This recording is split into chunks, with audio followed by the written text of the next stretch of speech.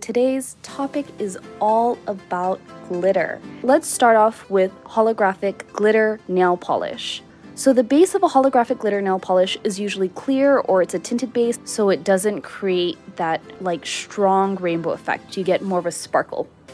The next one is our holographic topper. It also creates a more scattered effect, but it just adds a slight sparkle. So this, it's not exactly a flake, it's almost more like a shard. So look at this. And you can tell that this is much larger than our other fine sparkles. So next, our holographic glitter. So this is what holographic glitter creates. And this is a finer size. Now the last one is our Hella Hollow Powder. If you're looking for this effect, the search term is always going to be powder. If it's listed as a glitter, you're gonna get something like this.